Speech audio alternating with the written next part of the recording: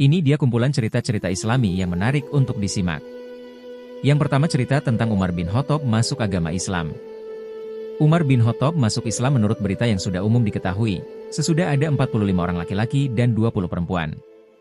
Beberapa sumber menyebutkan bahwa jumlahnya lebih dari itu, ada pula yang mengatakan kurang. Menurut peninjauan Ibn Katsir dalam Al-Bidayah wa Nihayah, Umar masuk Islam sesudah muslimin hijrah ke Abisinia, dan jumlah orang yang hijrah itu hampir mencapai 90 orang laki-laki dan perempuan. Sesudah mereka hijrah, Umar bermaksud akan mendatangi Muhammad dan sahabat-sahabatnya serta muslimin yang lain di Darul Arkam di Safa, dan jumlah mereka laki-laki dan perempuan, 40 orang. Dengan demikian kita bebas menyebutkan bahwa mereka yang sudah mendahului Umar masuk Islam sekitar 130 orang, walaupun kita tak dapat menyebutkan jumlah yang pasti melebihi perkiraan yang berlawanan dengan pendapat yang sudah umum itu. Mengenai sebab ia masuk Islam, beberapa sumber masih saling berbeda. Berita yang paling terkenal menyebutkan bahwa Umar sudah tidak tahan lagi melihat seruan Muhammad itu ternyata telah memecah belah keutuhan Quraisy, dan mendorong orang semacam dia untuk menyiksa orang-orang yang masuk Islam agar keluar meninggalkan agama itu, dan memaksa kembali kepada agama masyarakat mereka. Muhammad memberi isyarat kepada sahabat-sahabatnya supaya terpencar ke beberapa tempat dan berlindung kepada Allah dengan agama yang mereka yakini, dan menasihati mereka agar pergi ke Abisinia. Setelah Umar melihat mereka sudah pergi, ia merasa sangat terharu dan merasa kesepian berpisah dengan mereka. Sumber yang lain menyebutkan Abdullah binti Abi Hismah berkata, "Kami sudah akan berangkat tatkala Umar bin Khattab datang dan berhenti di depan kami, yang ketika itu ia masih dalam syirik. Kami menghadapi berbagai macam gangguan dan siksaan dari dia. Ia berhenti dan berkata kepada kami, 'Jadi juga berangkat Abdullah?' Kemudian Abdullah menjawab, 'Ya. Kami akan keluar dari bumi Allah ini. Kalian mengganggu kami dan memaksa kami dengan kekerasan. Semoga Allah memberi jalan keluar kepada kami.' Kemudian dia berkata lagi, 'Allah akan menyertai kalian.'" Abdullah melihat Umar begitu terharu dan sedih. Lalu ia pergi setelah melihat kepergian kami. Kejadian ini memang belum pernah terjadi sebelumnya. Setelah itu suami Abdullah datang, diceritakannya percakapannya dengan Umar tadi dan ia sangat mengharapkan Umar akan masuk Islam. Kemudian suaminya menjawab, "Orang ini tidak akan masuk Islam sebelum keledai Khattab lebih dulu masuk Islam." Sumber-sumber selanjutnya menyebutkan bahwa Umar memang sangat sedih karena rakyatnya telah pergi sesudah mereka disiksa dan dianiaya. Ia selalu memikirkan jalan untuk menyelamatkan mereka dari keadaan demikian. Ia berpendapat keadaan ini baru akan dapat diatasi apabila ia segera mengambil tindakan tegas. Ketika itulah ia mengambil keputusan akan membunuh Muhammad. Selama ia masih ada, Quraisy tak akan bersatu. Suatu pagi ia pergi dengan pedang terhunus di tangan, dan hendak membunuh Rasulullah dan beberapa orang sahabatnya yang sudah diketahuinya mereka sedang berkumpul di Darul Arkam di Safa. Jumlah mereka hampir 40 orang, laki-laki dan perempuan. Sementara itu dalam perjalanan, ia bertemu dengan Nuaim bin Abdullah. Dan Nuaim pun bertanya, "Mau kemana?" Umar pun menjawab, "Saya sedang mencari Muhammad. Itu orang yang sudah meninggalkan kepercayaan leluhur dan memecah belah Quraisy, menistakan lembaga hidup kita, menghina agama dan sembahan kita. Saya akan bunuh dia." Kemudian Nuaim mengatakan, "Kamu menipu diri sendiri Umar. Kamu kira Abdul Manaf akan membiarkan kamu bebas berjalan di bumi ini jika sudah membunuh Muhammad? Tidakkah lebih baik kamu pulang dulu menemui keluargamu dan luruskan mereka?" "Keluarga saya yang mana?" tanya Umar. Kawannya itu menjawab, "Ipar dan sepupu Anda Sa'id bin Zaid bin Amr, dan adikmu Fatimah binti Khattab. Kedua mereka sudah masuk Islam dan menjadi pengikut Muhammad. Mereka itulah yang harus kamu hadapi." Umar kembali pulang hendak menemui adik perempuan dan iparnya. Ketika itu, Habbab bin Al-Arat yang sedang memegang lembaran-lembaran Quran membacakan kepada mereka surah Taha. Begitu mereka merasa ada Umar datang, Habbab bersembunyi di kamar mereka dan Fatimah menyembunyikan kitab itu. Saat berada di dekat rumah, Umar masih mendengar bacaan Habbab tadi. Lalu ia masuk dan langsung menanyakan, "Saya mendengar suara bisik-bisik, apa itu?" "Saya tidak mendengar apa-apa," kata Fatimah. "Tidak," kata Umar lagi. "Saya sudah mendengar bahwa kamu berdua sudah menjadi pengikut Muhammad dan agamanya." Ia berkata begitu sambil menghantam Sa'id bin Zaid keras-keras. Fatimah yang berusaha hendak melindungi suaminya, juga mendapat pukulan keras. Melihat tindakan Umar yang demikian, mereka berkata, "Ya kami sudah masuk Islam, dan kami beriman kepada Allah dan kepada Rasul-Nya.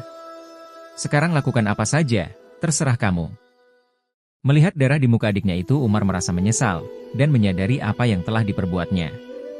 "Kemarikan kitab yang kalian baca tadi," kata Umar. "Akan saya lihat apa yang diajarkan Muhammad." Fatimah berkata, "Kami khawatir akan Anda sia-siakan." "Jangan takut," kata Umar. Lalu ia bersumpah demi dewa-duanya bahwa ia akan mengembalikannya bila mana sudah selesai membacanya. Kitab itu diberikan oleh Fatimah. Sesudah sebagian dibacanya, ia berkata, "Sungguh indah dan mulia sekali kata-kata ini." Mendengar kata-kata itu, Habab yang sejak tadinya bersembunyi kemudian keluar dan berkata kepada Umar, "Umar, demi Allah saya sangat mengharapkan Allah akan memberi kehormatan kepada Anda dengan ajaran Rasulnya ini. Kemarin saya mendengar ia berkata, Allahumma ya Allah, perkuatlah Islam dengan Abul Hakam bin Hisham I atau dengan Umar bin Khattab. Berhati-hatilah Umar." Ketika itu Umar berkata, "Habab, antarkan saya kepada Muhammad. Saya akan menemuinya dan akan masuk Islam." Kemudian Habab mengatakan, Muhammad dengan beberapa orang sahabatnya berada di sebuah rumah di Safa. Umar mengambil pedangnya dan pergi. Ia langsung pergi ke tempat Rasulullah dan sahabat-sahabatnya berada. Sesampainya di sana, Umar langsung mengetuk pintu. Mendengar suaranya, salah seorang di antara mereka mengintip dari celah pintu. Dilihatnya Umar yang sedang menyandang pedang. Ia kembali ketakutan sambil berkata, "Rasulullah, Umar bin Khattab datang membawa pedang." Tetapi Hamzah bin Abdul Muttalib menyela, "Izinkan dia masuk. Kalau kedatangannya dengan tujuan yang baik, kita sambut dengan baik. Kalau bertujuan jahat, kita bunuh dia dengan pedangnya sendiri." Ketika itu Rasulullah SAW berkata, "Izinkan dia masuk." Sesudah diberi izin, Rasulullah berdiri menemuinya di sebuah ruangan. Digenggamnya baju Umar, kemudian ditariknya kuat-kuat seraya berkata, "Ibn Khattab, apa maksud kedatanganmu? Rupanya kamu tidak akan berhenti sebelum Allah mendatangkan bencana kepadamu."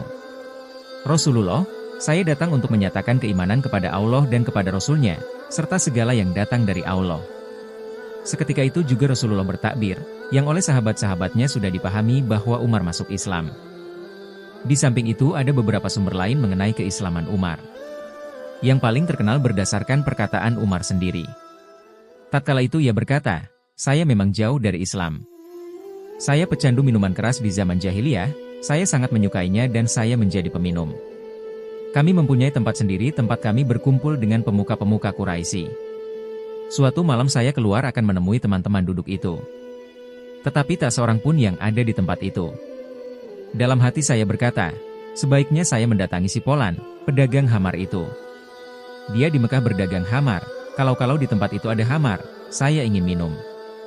Saya pun pergi ke sana, tetapi tak ada orang. Dalam hati saya berkata lagi, sebaiknya saya ke Ka'bah, berkeliling 7 kali atau 70 kali. Maka saya pergi ke masjid dan akan bertawaf di Ka'bah. Tetapi ternyata di sana ada Rasulullah SAW sedang sholat. Ketika itu, ia sholat menghadap ke Syam dan Ka'bah berada di antara dia dengan Syam. Tempat sholatnya di antara dua sudut Hajar Aswad dengan sudut Yamani. Ketika itu saya langsung berkata, sungguh saya sangat mengharap malam ini dapat menguping Muhammad sampai saya dapat mendengar apa yang dikatakannya. Saya khawatir dia akan terkejut kalau saya dekati. Maka saya datang dari arah Hijr. Saya masuk ke balik kain Ka'bah dan berjalan perlahan, hingga saya berdiri di depannya berhadap-hadapan, dan antara saya dengan dia hanya dibatasi kain Ka'bah. Sementara itu Rasulullah SAW sedang sholat dengan membaca Quran. Setelah saya dengar Quran itu dibacanya, hati saya rasa tersentuh. Saya menangis, Islam sudah masuk ke dalam hati saya. Sementara saya masih tegak berdiri menunggu sampai Rasulullah SAW selesai sholat. Kemudian ia pergi pulang menuju rumahnya. Saya ikuti dia, sampai dia sudah dekat rumahnya baru saya dapat menyusulnya. Mendengar suara gerak-gerik saya, ia sudah mengenalnya dan ia kira saya menyusul hendak menyakitinya. Ia kemudian menghardik saya dan seraya bertanya, Ibn Khattab, apa maksud kedatanganmu? Saya menjawab, kedatangan saya hendak beriman kepada Allah, dan kepada Rasulnya serta kepada segala yang datang dari Allah. Setelah mengatakan Alhamdulillah, Rasulullah berkata, Umar, Allah telah memberi petunjuk kepadamu. Kemudian ia mengusap dada saya dan mendoakan saya agar tetap tabah. Setelah itu saya pun pergi meninggalkan Rasulullah sebagai orang yang sudah beriman kepada agamanya. Sumber yang dihubungkan kepada Umar ini merupakan sebuah gambaran yang terdapat dalam Musnad Imam Ahmad bin Hanbal, dengan harapan kiranya dapat melengkapi apa yang sudah dilukiskan di atas. yang menyebutkan bahwa Umar berkata, "Saya pergi hendak menghadang Rasulullah Shallallahu Alaihi Wasallam sebelum saya masuk Islam. Saya lihat dia sudah mendahului saya ke masjid. Saya berdiri di belakangnya. Ia memulai bacaannya dengan surah Al-Haqqah. Saya sungguh kagum dengan susunan Quran itu.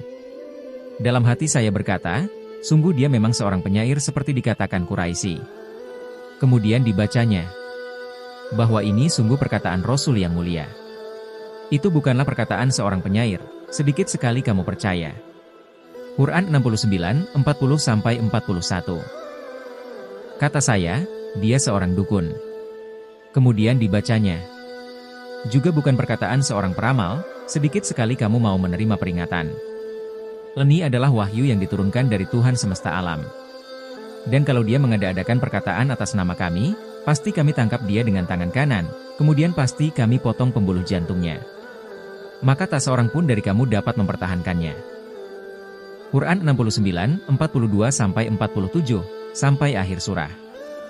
Maka Islam sungguh menyentuh hati saya begitu dalam. Inilah sumber yang juga terkenal sesudah yang pertama tadi.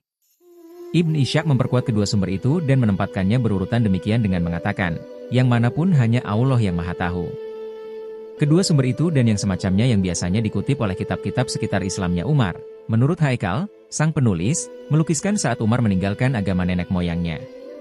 Rasulullah telah menyaksikan keimanannya kepada Allah, kepada Rasulnya dan kepada segala yang datang dari Allah. Tetapi semua itu tak ada yang melukiskan suatu gambaran dari segi psikologi, apa yang menyebabkan sampai ia memeluk Islam. Ataukah tidak demikian adanya? Umar sudah pernah mendengar pembacaan Quran sebelum yang dibacakan dalam kitab Habab, dan sebelum bersembunyi di balik kain Ka'bah, lalu mendengarkannya dari Rasulullah dan bahwa dia mengkaji kembali antara dirinya dengan Rasulullah. Kemudian ia berbalik pikir tentang diri lalu merenungkan keadaan dirinya dengan Nabi Muhammad dan pengikut-pengikutnya, lalu dengan lama merenungkan itu. Kemudian kejadian itu mengantarkannya kepada Islam, dengan izin Allah. Yang biasanya diceritakan menurut sumber yang masyhur, bahwa Umar keluar hendak membunuh Nabi Muhammad saat ia dan sahabat-sahabatnya sedang berada di Safa. Kalau tidak karena Allah telah memberi petunjuk kepadanya waktu ia membaca kitab yang dibacakan Habab kepada ipar dan adiknya. Menurut Haikal tak masuk akal bahwa dengan pedangnya Umar bermaksud membunuh Nabi Muhammad yang sedang di tengah-tengah 40 orang sahabatnya, di antaranya ada Hamzah bin Abdul Muthalib dan Abu Ubaidah bin Al-Jarrah serta pahlawan-pahlawan Mekah lainnya, apalagi mau beranggapan bahwa ia mampu melaksanakan maksudnya itu. Dapat saja ia memutuskan ingin bebas dari Rasulullah dengan jalan membunuhnya, dan sedang memikirkan cara-cara pelaksanaannya. Tetapi sementara ia membaca Quran itu dan melihat isinya yang begitu indah, ia surut dari niatnya dan kemudian masuk Islam. Tetapi bahwa dia akan membunuhnya dengan cara seperti yang dilukiskan oleh cerita yang sudah terkenal tentang Islamnya Umar itu, adalah hal yang tak masuk akal, dan saya cenderung demikian. Yang lebih dapat diterima, ialah sumber kedua dari penuturan Umar sendiri dan yang diperkuat oleh Ibn Hanbal dalam musnadnya, tulis Haikal. Hal ini dapat diterima karena lebih sesuai dengan apa yang sudah umum diketahui tentang pribadi dan psikologi Umar. Dia asli dari masyarakatnya sendiri, sangat fanatik terhadap mereka, ingin sekali melihat ketertiban dan kedudukan kota mereka yang kuat. Di samping itu ia laki-laki yang praktis, suka bekerja. Nilai pikiran baginya ialah dampaknya yang nyata dalam kehidupan. Tetapi merenung hanya untuk merenung, berpikir semata-mata hanya untuk berpikir dan berlama-lama menimang-nimang untuk mencari kebenaran di balik itu. Kendati untuk kebenaran dan pemikiran itu tak memberi kesan yang berpengaruh dalam kehidupan mereka, maka tidaklah dia sendiri akan tertarik atau akan dapat melepaskan diri dari kebiasaan masyarakatnya. Itulah pandangannya sekitar masalah-masalah duniawi secara keseluruhan, bahkan yang berhubungan dengan masalah-masalah rasa simpati itu sendiri. Ia tidak senang melihat pemuda yang menghabiskan waktunya hanya untuk bercumbu dengan perempuan atau mendendangkan kecantikannya, dengan maksud hendak menggodanya. Baginya, yang demikian hanya memperlihatkan kelemahan, yang tak patut bagi seorang laki-laki yang sudah cukup dewasa. Karenanya, ia tak pernah bersimpati kepada orang-orang yang bercinta-cinta dengan jalan menyanyi-nyanyikan nyanyian rindu asmara sebagai profesinya.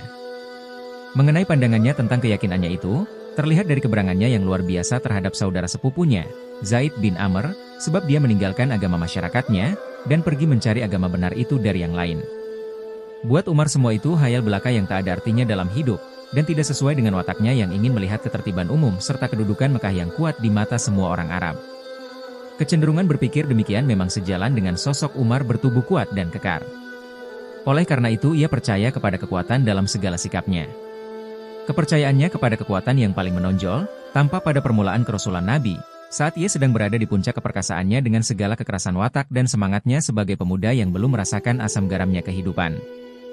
Itu pula sebabnya ia menyiksa siapa saja pengikut Nabi yang dapat disiksanya, supaya keluar dari agamanya. Kalau ia mampu memerangi mereka semua, niscaya akan diperanginya. Tetapi dia tahu bahwa kabilah-kabilah Quraisy melarang yang demikian, dan kabilahnya sendiri Banu Adi, tidak sependapat dengan dia. Itu sebabnya, seperti yang dilakukan oleh orang-orang Quraisy lainnya, kemampuannya terbatas hanya sampai pada penyiksaan kaum duafa atau orang-orang yang lemah tanpa dapat melakukan kekerasan terhadap Abu Bakar, Utsman bin Affan, Abu Ubaidah bin Al-Jarrah dan yang lain, yang akan dilindungi oleh kabilah-kabilah mereka. Tetapi yang masih dapat dilakukannya, mengadakan pembekotan dan menyakiti siapa saja yang dapat dijangkaunya. Di samping semua itu, sebenarnya Umar adalah orang yang berhati lembut dan berperasaan halus dalam arti keadilan. Salah satu bukti kelembutan hatinya adalah tatkala adiknya hendak melindungi suami yang dipukulnya. Setelah melihat adiknya sampai berdarah, ia menyesal dan menyadari kesalahannya sendiri. Kelembutan demikian sering kita jumpai pada orang-orang yang kuat dan bertangan besi tatkala mereka sudah melampaui batas dalam berpegang pada kekuatan. Percakapannya dengan Abdullah binti Abi Hismah ketika siap akan berangkat hijrah ke Abisinia, memperlihatkan sikap yang sangat lemah lembut kepadanya. Abdullah pun begitu terharu melihat sikapnya yang demikian sehingga ia berkata kepada suaminya yang ketika itu baru datang, "Kalau saja tadi Anda melihat Umar dan sikapnya yang begitu lemah lembut serta kesedihannya melihat kami, sampai-sampai saya mengharapkan ia masuk Islam." Sifat-sifat demikian ini dapat menerjemahkan kepada kita mengapa Umar bin Khattab kemudian masuk Islam. Yang kedua, kisah tentang Nabi Musa alaihi salam dengan pemuda beribu bapakan babi. Nabi Musa alaihi salam adalah satu-satunya nabi yang boleh berdialog dan bermunajat dengan Allah Subhanahu wa Ta'ala. Setiap kali dia hendak bermunajat, Nabi Musa akan naik ke Bukit Tursina. Di atas bukit itulah, dia akan berdialog dengan Allah. Nabi Musa sering bertanya, dan Allah akan menjawab pada waktu itu juga.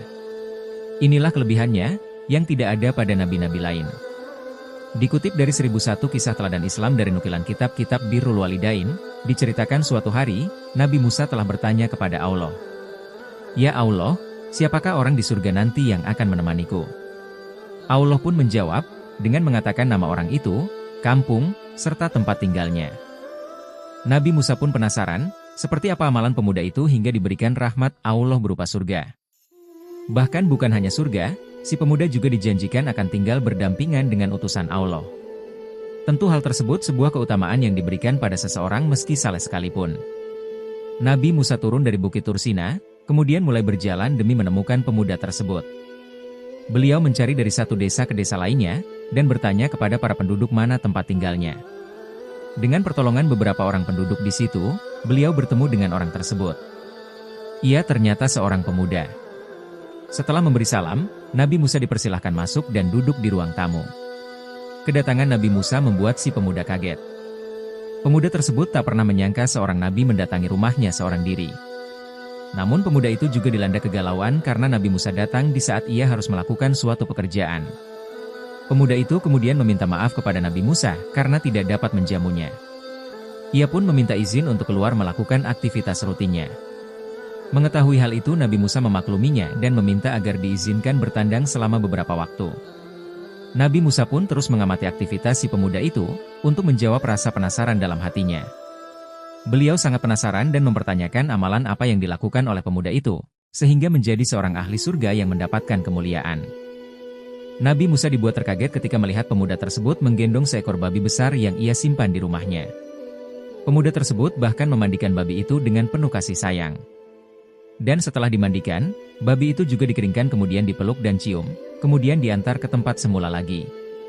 Perbuatan yang dilakukan itu, hampir saja membuat Nabi Musa menegur apa yang ia lakukan. Ternyata bukan hanya satu babi. Setelah merawat babi pertama, pemuda tersebut kemudian kembali mengeluarkan babi lain dari rumahnya. Hal sama pun juga dilakukan seperti halnya babi yang pertama. Usai melakukan hal tersebut, pemuda itu kemudian kembali menemui Nabi Musa. Nabi Musa kemudian bertanya, "Wahai saudaraku, apakah agamamu?" "Saya beragama Tauhid," jawab si pemuda. Nabi Musa kemudian kembali bertanya, "Lalu mengapa engkau memeliharakan babi?" Pemuda tersebut kemudian menjawab, bahwa kedua babi tersebut adalah orang tuanya. Kemudian ia mengisahkan, di suatu masa ia melihat petir menyambar kedua orang tuanya. Saat itu ia berpikir orang tuanya telah tewas. Namun ternyata, ia mendapati bukan jenazah orang tuanya, melainkan 2 ekor babi. 2 babi tersebut kemudian ia bawa pulang dan dirawat dengan baik. Mereka telah melakukan dosa besar, sehingga Allah mengganti rupa mereka dengan rupa babi, kata pemuda tersebut. Meski pemuda itu tahu, kalau kedua orang tuanya telah bermaksiat kepada Allah sampai mendapatkan azab, pemuda tersebut tetap dengan berbakti merawat keduanya. Bahkan rupa kedua orang tuanya yang saat ini menjadi babi, ia pun tak mempermasalahkannya. Pemuda tersebut tetap merasa berkewajiban sebagai anak untuk berbakti pada orang tua. Setiap hari aku berdoa agar Allah mengampuni dosa mereka dan mengembalikan wujud mereka seperti sedia kala, namun Allah belum mengabulkan doaku. Maka seketika itu juga, Allah menurunkan wahyu kepada Nabi Musa alaihi salam. Wahai Musa, inilah orang yang akan bertetangga dengan kamu di surga nanti, baktinya sangat tinggi kepada kedua orang tuanya. Walaupun orang tuanya berbentuk babi, dia tetap berbakti dan menjalankan kewajibannya sebagai anak. Oleh karena itu, kunaikkan makamnya sebagai anak soleh di sisiku. Allah juga berfirman lagi yang bermaksud, oleh karena dia telah berada di makam yang tinggi sebagai anak yang soleh di sisiku, kini aku kabulkan doanya. Tempat kedua ibu bapanya yang tadinya aku sediakan dalam neraka, kini telah kupindahkan ke dalam surga. Itulah berkat anak yang soleh. 2 anak yang soleh dapat menebus dosa orang tuanya yang awal mulanya akan dimasukkan ke dalam neraka, akhirnya dipindahkan ke surga. Ini adalah syarat berbakti kepada orang tuanya, walaupun wajah ibu dan ayahnya seperti babi. Mudah-mudahan orang tua kita mendapat tempat yang baik di akhirat kelak. Seburuk apapun kedua orang tua kita itu bukan urusan kita. Urusan kita adalah menjaga mereka dengan penuh kasih sayang sebagaimana mereka menjaga kita sewaktu kecil hingga dewasa. Sebanyak apapun dosa yang mereka lakukan, itu juga bukan urusan kita. Urusan kita adalah meminta ampun kepada Allah Subhanahu wa Ta'ala, supaya kedua orang tua kita diampuni oleh Allah Subhanahu wa Ta'ala. 2 anak yang soleh akan membantu kedua orang tua untuk mendapatkan tempat yang baik di akhirat. Inilah yang dinanti-nantikan oleh para orang tua di alam kubur. Arti sayang seorang anak kepada kedua orang tua bukan melalui uang, tetapi sayang seorang anak pada kedua orang tua adalah dengan doa, supaya kedua orang tua kita mendapatkan tempat yang terbaik di sisi Allah. Setelah ditelusuri riwayat paling awal tentang kisah Nabi Musa dan babi, bersumber dari kitab Qut al-Qulub fi Mu Amalahal Mahbub wa Wash al-Murid ila Makam et-Tauhid, atau yang sering disingkat Qut al-Qulub. Kitab yang berisi tentang ajaran tasawuf tersebut merupakan buah karya tokoh sufi bernama Abu Talib al-Makki, W386H. Dari kitab tersebut, kisah Nabi Musa dan babi ini kemudian dikutip beberapa kitab lain, seperti Ihya al-Ulum Eddin karya Imam al-Ghazali, W505H, Hayat al-Hayawan al-Kubra karya Kamaluddin Muhammad bin Musa Ed-Damiri, W808H, dan Barikah Mahmudiyah fi Syartarika Muhammadiyah wa Syariah Nabawiyah karya Muhammad bin Bir Ali bin Iskandar Ar-Rumi al-Birkiwi, W981H. Berikut ini adalah terjemahan dari riwayat tersebut sebagaimana yang disebut dalam Qut al-Qulub. Dari Utbah bin Waqid, dari Utsman bin Abi Sulaiman, ia menuturkan bahwa ada seorang lelaki, sebut saja namanya Fulan, yang bekerja membantu Nabi Musa. Ia pun banyak menimba ilmu dari Nabi Musa, hingga ia menjadi kaya dan banyak hartanya. Si Fulan lantas menghilang sekian lama. Nabi Musa bertanya-tanya tentang keberadaannya. Beliau tidak mengetahui kabar berita si Fulan sedikit pun. Hingga suatu hari, seorang lelaki datang bersama seekor babi untuk menemui Nabi Musa. Tangan lelaki itu menghela seutas tali hitam yang terikat di leher sang babi. Nabi Musa bertanya kepada lelaki itu, "Apakah Anda mengenal si Fulan?" Lelaki itu menjawab, "Ya, dia adalah babi ini." Nabi Musa lantas berdoa, "Ya Tuhan, aku memohon kepadamu untuk mengembalikan babi ini kepada keadaannya semula, agar aku bisa bertanya atas musibah yang menimpanya ini."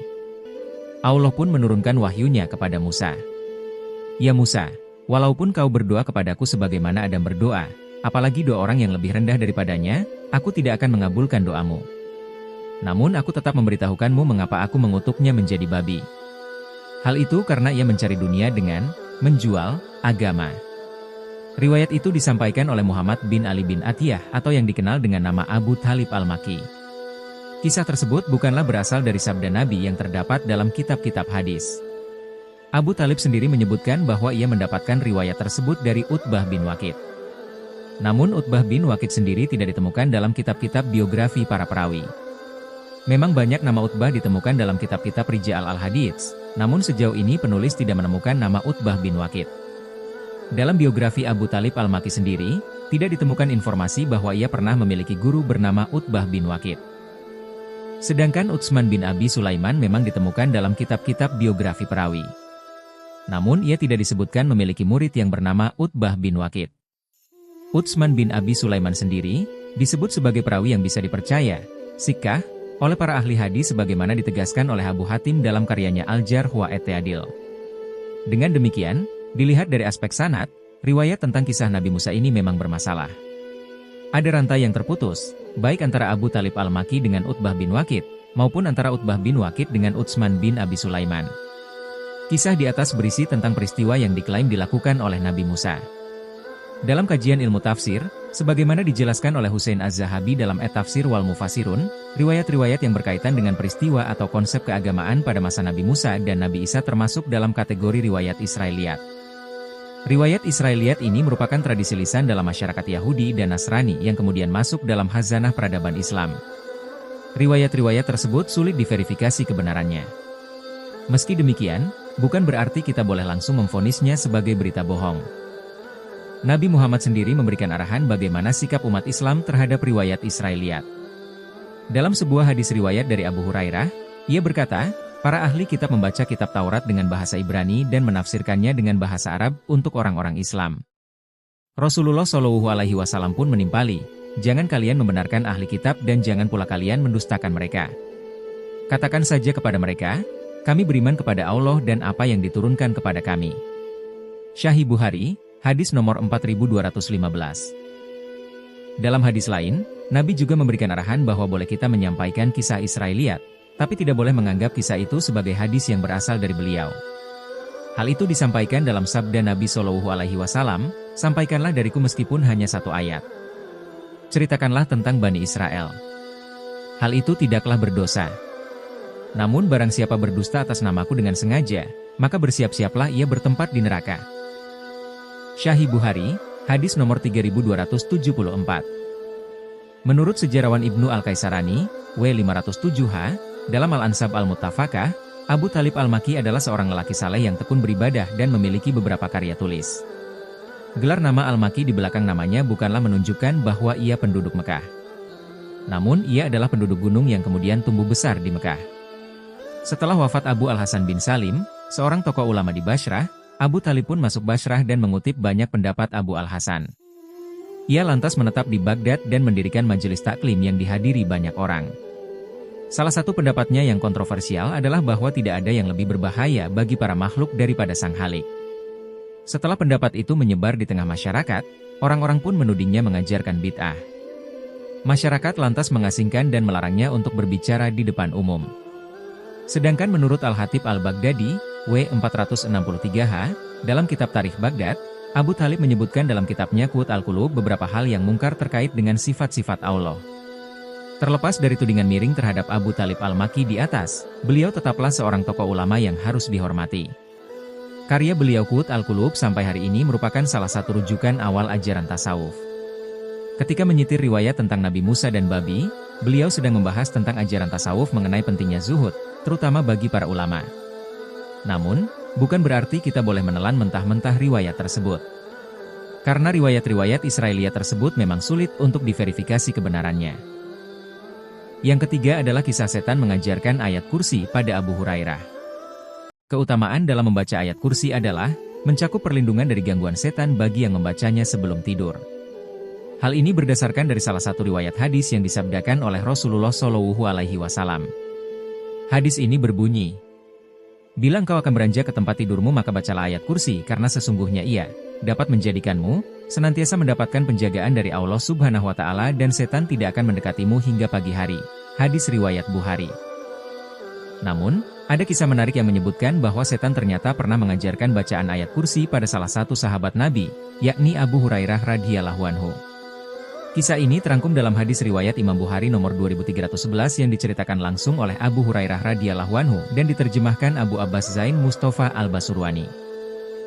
Kisah bermula saat Abu Hurairah hera ditugaskan oleh Rasulullah SAW untuk menjaga gudang zakat di bulan Ramadan. Tiba-tiba muncullah seseorang, lalu mencuri segenggam makanan. Namun kepintaran Hurairah memang patut dipuji, kemudian pencuri itu kemudian berhasil ditangkapnya. Akan aku adukan kamu kepada Rasulullah SAW, gerta Abu Hurairah. Bukan main takutnya pencuri itu mendengar ancaman Abu Hurairah, hingga kemudian ia pun merengek-rengek. Aku ini benar-benar dalam keadaan butuh. Aku memiliki keluarga dan aku pun sangat membutuhkan ini. Maka pencuri itu pun dilepaskan. Keesokan harinya, Abu Hurairah melaporkan kepada Rasulullah Shallallahu Alaihi Wasallam. Maka bertanyalah beliau, apa yang dilakukan kepada tawananmu semalam, ya Abu Hurairah? Ia mengeluh ya Rasulullah, bahwa dia mengadukan bahwa dia dalam keadaan butuh dan juga punya keluarga. Oleh karena itu, aku begitu kasihan padanya sehingga aku melepaskannya, jawab Abu Hurairah. Rasulullah Shallallahu Alaihi Wasallam bersabda, dia telah berdusta padamu dan dia akan kembali lagi. Aku pun tahu bahwasanya ia akan kembali sebagaimana yang Rasulullah Shallallahu Alaihi Wasallam katakan, maka penjagaannya diperketat, dan kewaspadaan pun ditingkatkan. Dan benar juga, pencuri itu kembali lagi. Lalu ia mengambil makanan seperti kemarin. Dan kali ini ia pun tertangkap. Akan aku adukan kamu kepada Rasulullah Shallallahu Alaihi Wasallam, ancam Abu Hurairah, sama seperti kemarin. Dan pencuri itu pun sekali lagi meminta ampun, biarkanlah aku ini benar-benar dalam keadaan butuh. Aku memiliki keluarga dan aku tidak akan kembali setelah itu. Kasihan juga Abu Hurairah mendengar keluhan orang itu. Dan kali ini pun ia kembali dilepaskan. Pada paginya, kejadian itu dilaporkan kepada Rasulullah Shallallahu Alaihi Wasallam, dan beliau pun bertanya seperti kemarin. Dan setelah mendapat jawaban yang sama, sekali lagi Rasulullah menegaskan, pencuri itu bohong, dan nanti malam ia akan kembali lagi. Malam itu Abu Hurairah berjaga-jaga dengan kewaspadaan dan kepintaran penuh. Mata, telinga dan perasaannya dipasang baik-baik. Diperhatikannya dengan teliti setiap gerak-gerik di sekelilingnya. Sudah 2 kali ia dibohongi oleh pencuri. Jika pencuri itu benar-benar datang seperti dikatakan oleh Rasulullah, dan ia berhasil menangkapnya, ia telah bertekad tidak akan melepaskannya sekali lagi. Hatinya sudah tidak sabar lagi menunggu-nunggu datangnya pencuri jahanam itu. Ia kesal. Kenapa pencuri kemarin itu dilepaskan begitu saja sebelum diseret ke hadapan Rasulullah Shallallahu Alaihi Wasallam? Kenapa mau saja ia ditipu olehnya? Awas saja, katanya dalam hati. Kali ini tidak akan kuberikan ampun. Malam semakin larut dan jalanan sudah sepi. Tiba-tiba muncul sesosok bayangan yang datang menghampiri longgokan makanan yang dia jaga. Nah benar juga ya datang lagi, katanya dalam hati. Dan tidak lama kemudian pencuri itu telah bertekuk lutut di hadapannya dengan wajah ketakutan. Diperhatikannya benar-benar wajah pencuri itu. Ada semacam kepura-puraan pada gerak-geriknya. Kali ini kau pastinya kuadukan kepada Rasulullah. Sudah 2 kali kau berjanji tidak akan datang lagi kemari, tapi ternyata kau kembali juga. Lepaskan saya. Pencuri itu memohon. Tapi, dari tangan Abu Hurairah yang menggenggam erat-erat dapat difahami, bahwa kali ini ia tidak akan dilepaskan lagi. Maka dengan rasa putus asa akhirnya pencuri itu berkata, lepaskan saya. Akan saya ajari Tuan beberapa kalimat yang sangat berguna. Kalimat-kalimat apakah itu? Tanya Abu Hurairah dengan rasa ingin tahu. Bila Tuan hendak tidur, bacalah ayat kursi. Allahu la ilaha illallah wal hayyul qayyum. Dan seterusnya sampai akhir ayat. Maka Tuan akan selalu dipelihara oleh Allah, dan tidak akan ada syaitan yang berani mendekati Tuan sampai pagi. Maka pencuri itu pun dilepaskan oleh Abu Hurairah. Agaknya naluri keilmuannya lebih menguasai jiwanya sebagai penjaga gudang. Dan keesokan harinya, ia kembali menghadap Rasulullah Shallallahu Alaihi Wasallam untuk melaporkan pengalamannya yang luar biasa tadi malam. Apa yang dilakukan oleh tawananmu semalam? Tanya Rasul sebelum Abu Hurairah sempat menceritakan segalanya. Ia mengajariku beberapa kalimat yang katanya sangat berguna, lalu ya saya lepaskan, jawab Abu Hurairah. Kalimat apakah itu? Tanya Nabi. Katanya, kalau kamu tidur, bacalah ayat kursi, Allahu la ilaha illallah wal hayyul qayyum. Dan seterusnya sampai akhir ayat. Dan ia katakan pula, jika engkau membaca itu, maka engkau akan selalu dijaga oleh Allah, dan tidak akan didekati syaitan hingga pagi hari. Menanggapi cerita Abu Hurairah, Rasulullah Shallallahu Alaihi Wasallam berkata, pencuri itu telah berkata benar, sekalipun sebenarnya ia tetap pendusta. Kemudian Rasulullah Shallallahu Alaihi Wasallam bertanya pula, tahukah kamu, siapa sebenarnya pencuri yang bertemu denganmu tiap malam itu? Entahlah, jawab Abu Hurairah. Itu adalah setan. Setan berkata benar kepadamu tentang ayat kursi. Tidaklah sekali-kali kamu membacanya, melainkan kamu berada dalam penjagaan Allah dan setan tidak akan dapat mendekatimu. Akan tetapi, setan selamanya adalah pendusta. Di sini terdapat pelajaran besar yang menunjukkan bahwa manusia tidak akan dapat selamat dari setan, kecuali berkat kemurahan Tuhan yang Maha Esa dan zikir kepada Allah. Selain itu, kita boleh mengambil hikmah sekalipun dari orang yang kafir lagi sesat, karena hikmah itu adalah barang yang dicari oleh orang mukmin. Kita boleh mengambilnya dimanapun kita menemukannya. Pelajaran lain yang dapat kita ambil adalah bahwa setan itu mempunyai godaan.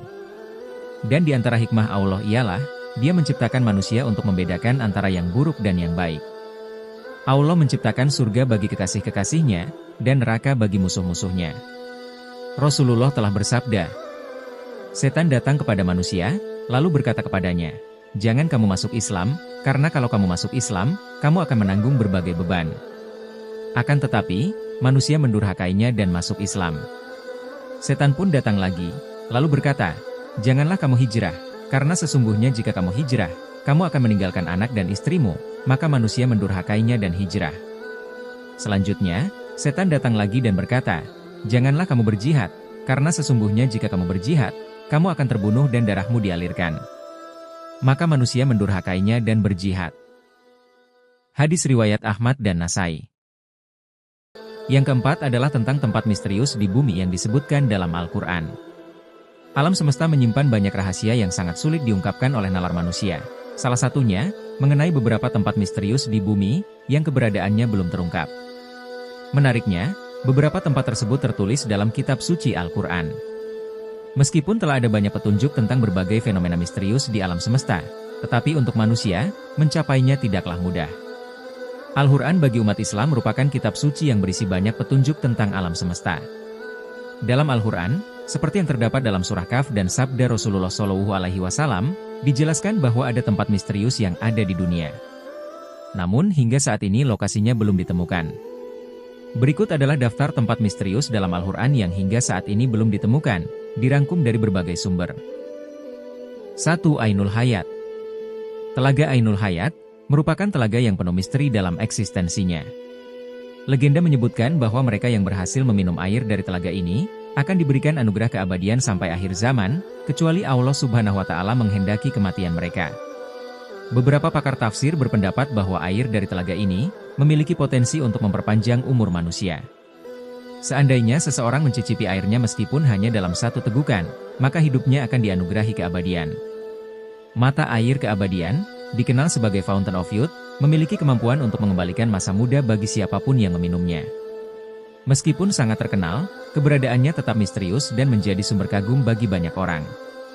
Dalam catatan sejarah, Raja Ferdinand meyakini dengan sungguh-sungguh akan adanya mata air keabadian.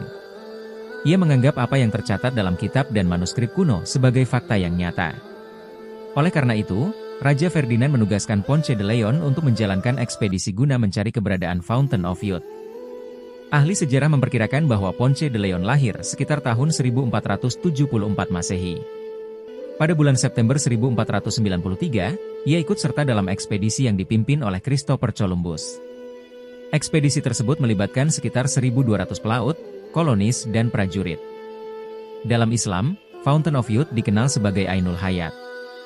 Kisah dan legenda ini terkenal setelah Raja Zulkarnain, salah satu pemimpin terkemuka, berhasil menemukan mata air tersebut. Raja Zulkarnain mandi dan meminum dari sumber Ainul Hayat yang ajaib itu. Pengawalnya yang setia, Khidir, adalah salah satu nabi yang diabadikan dalam kitab suci umat Islam. Dikisahkan dalam beberapa hikayat bahwa ketika Allah Subhanahu wa Ta'ala menciptakan dunia, Dia menurunkan beberapa tetesan air dari surga ke bumi. Salah satu tetes tersebut kemudian berubah menjadi Ainul Hayat, yang dikenal sebagai mata air keabadian. Beberapa ulama menyatakan bahwa Ainul Hayat yang dijaga oleh Nabi Khidir berada di Pulau Bermuda. Hubungan ini terkait dengan hilangnya kapal atau orang-orang yang melintasinya karena banyak setan yang menghantui daerah tersebut. Maksud dari mereka adalah untuk merebut Ainul Hayat. Namun, apabila Pulau Bermuda memang ada, sekali lagi hanya Allah yang mengetahui di mana sebenarnya lokasi telaga Ainul Hayat. 2. Tempat persembunyian Dajjal. Dalam Al-Quran dan hadis disebutkan bahwa munculnya Dajjal merupakan salah satu dari tanda-tanda datangnya kiamat kubra atau besar. Dunia diambang kehancuran yang besar, jika Dajjal telah muncul. Dajjal dipenjara oleh Allah Subhanahu wa Ta'ala di suatu tempat misterius dan dijaga oleh seekor hewan yang bisa berbicara yang bernama Al-Jassasah. Namun, Perihal lokasi tepatnya Rasulullah Shallallahu Alaihi Wasallam tidak menjelaskan secara rinci. Hanya saja beliau menunjukkan arah tempat Dajjal keluar, yaitu dari perkampungan Yahudi Asbahan dan bersamanya ada 70.000 orang Yahudi. Hadis yang diriwayatkan Anas radhiyallahu anhu, Dajjal akan keluar dari bumi di arah timur yang dinamakan dengan Khurasan. Artinya secara pasti diketahui bahwasanya tempat munculnya Dajjal adalah dari sebelah timur dan tak jauh dari daerah yang bernama Khurasan. Khurasan sendiri, sejak abad ketiga Masehi itu adalah suatu wilayah yang luas meliputi Iran, Afghanistan, Tajikistan, Turkmenistan, Kazakhstan dan Uzbekistan. Sedangkan tentang pulau tempat Dajjal dikurung mungkin saja berada tak jauh dari wilayah itu, dan banyak tersebar kabar bahwa Dajjal dikurung di salah satu pulau di Yaman yang bernama Socotra. Karena pulau ini benar-benar aneh dan punya hewan dan tumbuhan yang tidak ditemukan di tempat lain selain di pulau Socotra ini. Banyak orang yang mengaitkan tentang pulau Socotra ini sebagai pulau Dajjal. Namun ada pula yang mengatakan Dajjal di segitiga Bermuda, dan ada beberapa pendapat lain yang menyebutkan tentang di mana pulau Dajjal ini sebenarnya. 3. Tembok Yakjuj dan Majuj. Yakjuj dan Majuj merupakan entitas yang disebut dalam Al-Quran dan kehadiran mereka menjadi salah satu pertanda akan datangnya hari kiamat. Raja Zulkarnain telah membangun sebuah tembok yang kokoh untuk menghalangi keberadaan Yakjuj dan Majuj. Tembok ini tertera di dalam Al-Quran surat Al-Kahfi dan beberapa hadis sahih.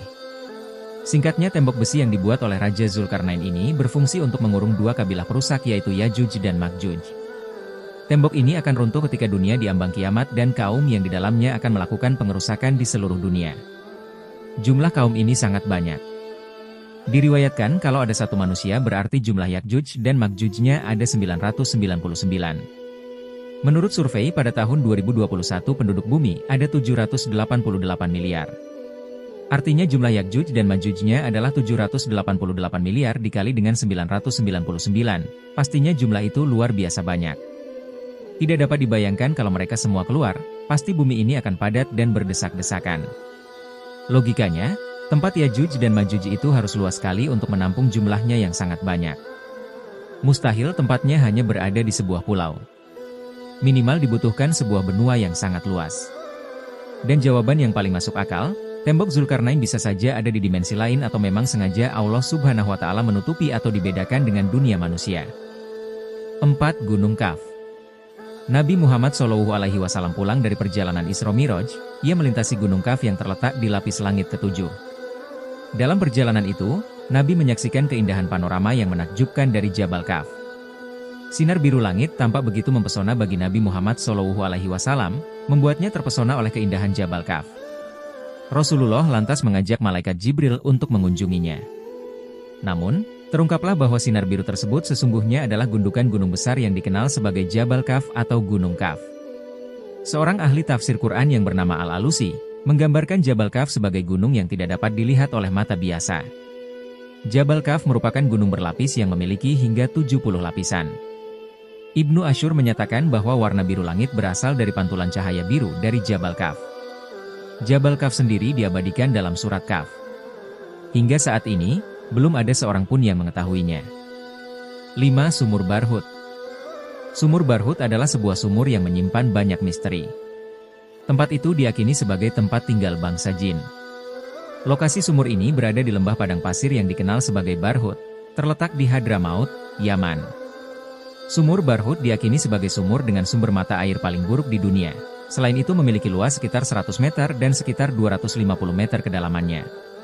Keberadaan sumur Barhut sendiri telah diterangkan langsung oleh Nabi Muhammad SAW dan para sahabat melalui salah satu hadisnya. Dalam hadis tentang sumur Barhut, Rasulullah SAW membandingkan air yang berasal dari sumur Zam-Zam dan air yang berasal dari sumur Barhut. Disebutkan dalam kitab Al-Kabir bahwa Abdullah bin Abbas radhiyallahu anhu meriwayatkan hadis Rasulullah SAW. Sebaik-baik air di atas permukaan bumi ini adalah air Zam-Zam, karena di dalamnya terdapat zat yang dapat mengenyangkan dan obat dari penyakit. Dan seburuk-buruk air di atas permukaan bumi adalah air dari sumur Barhut yang terletak di Hadramaut, seperti kumpulan belalang, yang pada pagi hari memancarkan air kemudian pada sore hari mengering hingga tidak terdapat berkas basah di atasnya. Hadis riwayat Tabrani. Sumur Barhut dianggap sebagai sebuah tempat misterius yang dipenuhi mitos dan cerita rakyat. Dalam cerita yang beredar, disebutkan tempat itu merupakan penjara bagi para setan. Mitos itu merujuk pada bau busuk yang keluar dari sumur. Dalam legenda yang diceritakan turun-temurun, ada sebangsa jin dan tokoh gaib yang menghuni sumur tersebut. Namun, kisah tersebut masih belum bisa dipastikan kebenarannya. Lokasi sumur Barhut ini cukup dekat dengan makam Nabi Hud alaihi salam. Karena tidak adanya informasi valid tentang sejarah awal mula sumur Barhut, banyak beragam cerita berkembang. Kata Barhut menurut bahasa Himyar kuno sebuah dinasti yang pernah berkuasa di Yaman, bermakna kotanya bangsa jin. Nama tersebut diambil lantaran dulunya pernah ada seorang raja dinasti Himyar kuno yang menggali sumur ini. Tujuannya untuk menyembunyikan harta karunnya dengan bantuan jin. Oleh penduduk setempat, dasar sumur neraka diyakini dipenuhi jin dan merupakan pintu gerbang ke alam baka. Banyak mitos beredar, sebagian besar menggambarkannya sebagai penjara jin yang menyebabkan kesialan. 6. Kerajaan Nabi Sulaiman alaihi salam. Nabi Sulaiman alaihi salam, putra dari Nabi Daud alaihi salam, terkenal sebagai raja yang kaya raya dan memiliki kekuasaan yang sangat luas sesuai dengan yang terdapat dalam Al-Quran. Nabi Sulaiman memiliki istana kerajaan yang sangat megah yang dalam literatur bangsa Yahudi disebut Solomon Temple. Istana Nabi Sulaiman telah lenyap karena runtuh, kecuali hanya tembok sebelah barat yang masih berdiri dari bangunan kuil atau istana tersebut. Orang Yahudi menyebut sisa bangunan kuil itu dengan sebutan tembok ratapan. Beberapa catatan sejarah mencatat bahwa istana Nabi Sulaiman tidak mengalami kerusakan karena runtuh, melainkan karena dihancurkan oleh orang-orang Yahudi yang sombong dan angkuh. Dalam surat Al-Isra ayat 4-7, disebutkan bahwa ciri-ciri istana Nabi Sulaiman termasuk memiliki pintu istana yang terbuat dari kayu zaitun dan cemara. Lalu, lantainya terbuat dari kombinasi kaca dan emas. Bangunan istananya juga berwarna-warni, meliputi biru, ungu, hijau, kuning, dan berbagai warna lainnya. Dalam tradisi orang Yahudi, biru melambangkan langit, sementara merah melambangkan bumi. Ungu merupakan gabungan dua warna, melambangkan pertemuan antara langit dan bumi. Konon, di sekitar istana Nabi Sulaiman terdapat bangunan lain, termasuk gapura di sebelah barat daya. Tidak hanya itu, istana Nabi Sulaiman memiliki 32 pilar di pintu gerbangnya. Beberapa orang meyakini bahwa pondasi kuil Sulaiman kini berada di Masjid Al-Aqsa. Tetapi, karena dasarnya telah runtuh, bangunan kuil ini tidak dapat direkonstruksi. Kabarnya letak daripada istana kerajaan Nabi Sulaiman alaihi salam tersebut ada di bagian selatan masjid yang dibangun Khalifah Al-Walid. Namun, sampai saat ini, tidak ada bukti yang menunjukkan keberadaan kerajaan Nabi Sulaiman ataupun artefak peninggalannya. Jadi itulah tempat-tempat misterius dalam Al-Quran yang belum ditemukan. Misteri tempat-tempat ini dalam Al-Quran masih menjadi perdebatan di antara para ulama dan peneliti, dan lokasi pasti mereka masih belum berhasil diidentifikasi hingga saat ini. Yang terakhir adalah kisah tentang masuknya iblis ke bahtera Nabi Nuh alaihi salam. Tercatat dalam Tarikh Al-Hatib Al-Baghdadi, bahwa Nuh adalah rasul ketiga yang diutus ke muka bumi setelah Adam dan Idris. Putra Lamik ini menjadi orang yang pertama diutus dengan syariatnya dan mengganti syariat Adam. Beliau memiliki umur yang cukup panjang, namun tidak banyak umat yang mengikutinya sebagaimana Rasulullah Shallallahu Alaihi Wasallam. Banyak sekali riwayat mengenai usia Nabi Nuh. Kebanyakan meriwayatkan bahwa beliau berumur 950 tahun. Sebagian riwayat menyebutkan beliau diutus saat berumur 50 tahun, berdakwah di tengah kaumnya selama 950 tahun dan hidup setelah mereka binasa selama 200 tahun. Total umur beliau adalah 1200 tahun. Bahkan, riwayat lain mengatakan usia beliau adalah 1450 tahun. Pendapat terakhir ini mengatakan bahwa Nuh lahir saat Adam masih hidup. Allah Subhanahu wa Ta'ala telah memerintahkan pada Nabi Nuh alaihi salam untuk membuat sebuah bahtera. Atas izin Allah Subhanahu wa Ta'ala, bahtera ini yang nantinya bisa menyelamatkan orang-orang beriman dari azab Allah Subhanahu wa Ta'ala. Bahtera Nabi Nuh berupa perahu besar adalah mukjizat yang menyelamatkan beliau dan pengikutnya dari azab banjir besar yang menimpa umatnya. Bahtera yang dibuat Nabi Nuh alaihi salam ini bukan kapal biasa. Konon dikisahkan beliau menanam pohon kurma selama 90 tahun untuk membuat bahtera itu. Riwayat lain dari Salman Al-Farisi, pembuatan bahtera itu membutuhkan waktu 400 tahun yang dibuat dari jenis pohon jati. Wallahu alam. Perintah membuat perahu besar itu berawal dari dakwah Nabi Nuh alaihi salam yang menyeru kaumnya untuk beriman dan menyembah Allah. Nabi Nuh kesal terhadap umatnya yang menyembah berhala hingga menyumpahi mereka agar dimusnahkan. Ya Allah, musnahkan orang kafir itu, demikian doanya. Kemudian Allah Subhanahu wa Ta'ala telah memerintahkan pada Nabi Nuh untuk membuat sebuah bahtera. Atas izin Allah Subhanahu wa Ta'ala, bahtera ini yang nantinya bisa menyelamatkan orang-orang beriman dari azab Allah Subhanahu wa Ta'ala. Al-Kisai, 119 halaman 737-189 halaman 809, ulama di bidang qiraat Al-Quran, mengatakan, setelah Allah memberi wahyu kepada Nabi Nuh alaihi salam, bahwa yang mampu memikul kayu itu adalah Auj dari Kufah ke Tanah Hirah, yaitu suatu perkampungan yang dekat dengan Baghdad. Maka Nabi Nuh mendatangi Auj dan memintanya memikulkan kayu tersebut untuknya. Auj berkata, aku tidak akan memikulnya kecuali engkau mengenyangkanku dengan roti. Kebetulan pada waktu itu, Nabi Nuh membawa 3 roti dari kacang.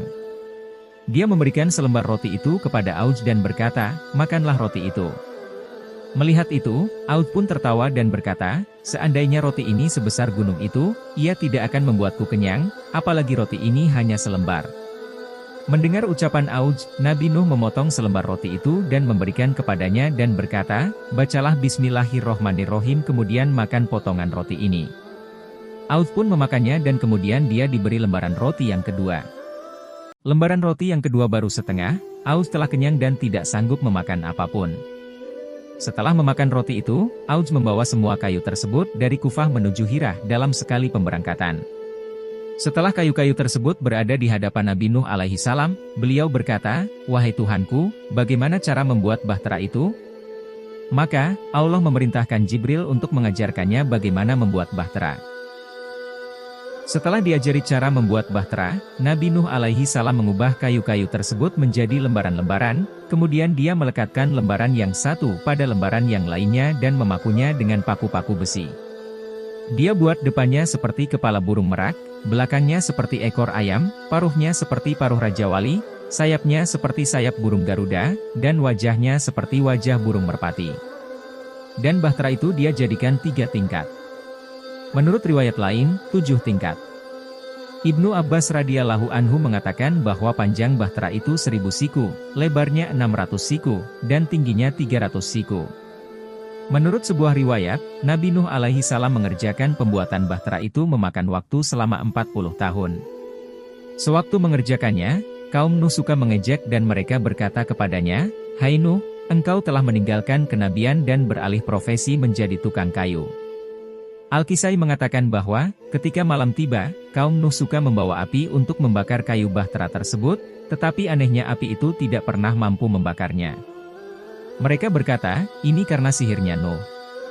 Ketika pembuatan bahtera mencapai tahap penyelesaian, Nabi Nuh alaihi salam memolesinya dengan ter dan aspal. Kemudian Allah memerintahkannya untuk memaku ke 4 sisinya, dan di setiap tempat ditancapkannya paku digambarkan sebuah mata.